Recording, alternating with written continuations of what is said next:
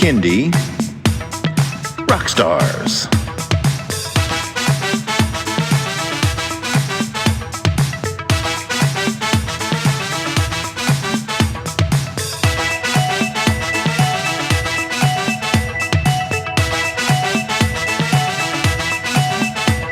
Prepare for a treat, let's meet and greet some bands and singers that are super sweet, making music that's fun for boys and girls. Help them learn about this great big world.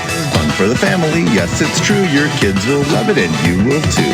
Clap and dance and sing aloud, become a part of the Kindy crowd. These songs will make you move your feet and give your ears a great big treat. So settle in, grab your guitars, and let's get to know our Kindy rock stars.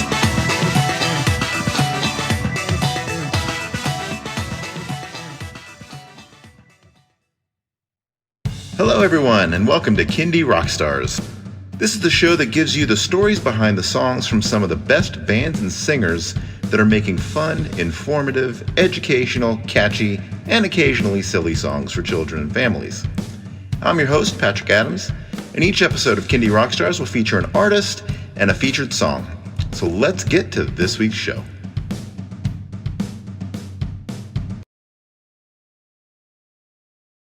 All right, this week's rock star is Annie Lynn. Welcome to the show, Annie. Hey, Patrick, I'm really psyched to be here. Well, tell me a little bit about yourself and how you got into Kindy music. Okay, well, first of all, I think a lot of people may be confused about what Kindy is. So I just wanted to define that. That is kids' music, and you are an indie musician. So they smushed it all together and made it Kindy. And the way I got into Kindy was like most of my fellow Kindy musicians, we became parents and our children started encroaching upon our music, but it turned out to be a good thing. And they started working with us and we started writing songs for them and about them. And when you're a parent, as you know, Patrick, from your books, children give you lots of writing material. So that was how I got into it. And yeah, that's how I got into it. Yeah, and I never left. Same, you listen to the music from their movies, you listen to the music that they like to listen to on Spotify. You can't escape things like Baby Shark and things like that. So there is an audience obviously out there that's quite large with kids. So that's also how I got into it. And it's nice because it's all genres. It's all genres. Like whatever you did before, if you were a reggae artist, you just now become a Kindy reggae artist and start writing Kindy songs in reggae. Yeah, it's actually quite fascinating just how many different genres kind of blend into Kindy music. That's why whatever you write will find them in audience, Patrick. There's a section of audience that's gonna love your stuff. So have you won any awards or worked with any schools, libraries, things like that? Awards. I have 15 International Songwriting Awards, including Grand Prize in the John Lennon Songwriting Contest in 2017. And that's actually why I approached you, because I won a recording studio, or at least most of the components. And so we started practicing and got pretty good at it. And we scooped up our old engineer for mastering and, just putting the final touches. So that's my awards. And then schools and libraries. Yes, I used to be a assistant music teacher at my son's elementary school for 5 years. And so, yes, I worked with the children, and that was how I realized that kids need educational songs. So I just started making up songs that we needed to fit our curriculum. And I put them on YouTube just for fun. And pretty soon teachers started finding me and said, we need your songs. Can we license them? So that's part of what I do now. And besides writing Kidlit, which you obviously know, Kidlit songs. Yeah. So for everyone out there, Annie Lynn is the partner I had on my very first song. So she is my introduction into Kindy music. I wrote the song and gave it to her, and she did all of the music and added and I loved getting parts to it. And I loved getting those 12 verses, Patrick. That was killer. I loved it. The fact that we were able to put it down to 2 or 3 was great, but I had good reading there for a while. Songwriting lesson. Yeah, a 12-minute kid song, you might lose some interest.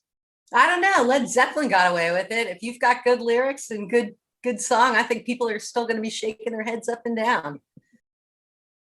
Actually, this is something I would like to say about Kindi music. We have an obligation not just to be good musicians, we have an obligation to be role models. And you can do that in so many different ways. You can be funny, you can be serious, you can be scary, you can be ridiculous, a combination of all of them. But being a Kindi is a really important job. You're way more than just a musician. You are either a parent or a teacher or somebody who works with children educationally, socially, but Kindis have responsibilities, and we need songs that guide kids.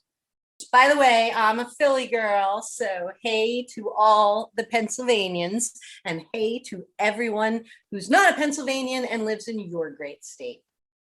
Yep. All right. Well, let's get to this song. All right. The song on this episode is the wonderfully titled "Where Does a Pirate Go Potty" by Annie Lynn.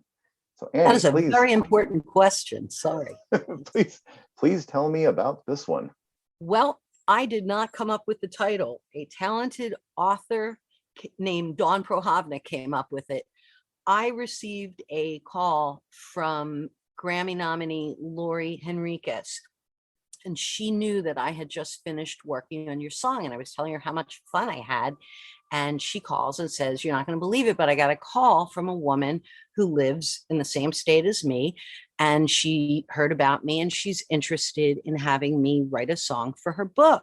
And she said, "I'd love to do it, but I'm finishing my own CD right now, and I'm on a schedule, so I'm not going to be able to do it."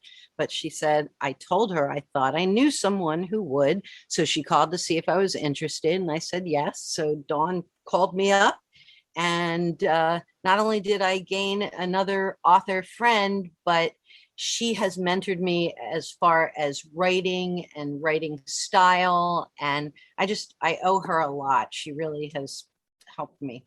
So Dawn Prochovnic wrote "Where Does a Cowboy Go Potty?" And she also wrote "Where Does a Cowgirl Go Potty?" And the cowboy story is really funny. The reason that she wrote this story was because when her son was very young, he was running around the house in a diaper, and he had an eye patch on. He was pretending to be a pirate, and he ran in and looked at her and said, "Aye, where does a pirate go potty?" So she cracked totally up and knew that that was going to have to be the title of the book, which it was. But it was about 15 years later, I think, that she wrote it. So I think he was like a senior in high school with a potty book coming out about him. I don't know if anybody knew, but it was very, very cute. So just remember, people, your children give you more than enough material to write books, songs, poems. Just use what you have and what you know, because there's so many other people out there that are going to relate to it. So Dawn took this song that we wrote for her, complete with pirates and seals and walruses and dolphin sounds, and that was a lot of fun. And my son, we needed a pirate. My son is a voice actor and he's in college, so we hired him. So he's the pirate that you will hear, and my son, husband, and I are the crew in the back that you hear. And we made it into Dawn made it into a book trailer with the very, very talented Jacob Souva, who was the artist on this. He is incredible. And he made a book trailer that it's phenomenal. It's phenomenal. I'll have a link to it on my website so that people can find it. You can only hear the song today, which is really good though. And Dawn had a lot of fun writing it, and she went on to write more book songs. And her book, Lucy's Blooms, just came out with another new song by Maya Wynn. So I've been meeting people who see the value of music either in their book or for advertising for their business and educationally as well. So I'm just having a ball with that. And that is pretty much the story of Where Does a Pirate Go Potty? I just want to shout out to my engineers, my husband Walt Wilczewski and Chris Arms. They did an amazing job. It's never going to sound as good without them. So I just wanted to thank them very much for their service. And they're all over every song that you hear. Awesome. All right. Well, let's not make everyone wait any longer. Let's jump into Where Does a Pirate Go Potty? Make sure you pee first. These waves are making me a wee bit uncomfortable. Where does a pirate go potty? Exploring from shoreline to sea. Where does a pirate go potty? The pirate who's wondering is me. In the sand? No. In a cave? In a tide pool? That's all good spot. Up here? No. Opens up? As the lighthouse? Definitely not. Where does a pirate go potty? Blimey, I'm ready to burst. Where does a pirate go potty? Waiting too long is the worst. Where does a pirate go potty? Exploring from shoreline to sea. Where does a pirate go potty? The pirate who's wondering is me. Avast me, hearties. The pirate who's wondering is me.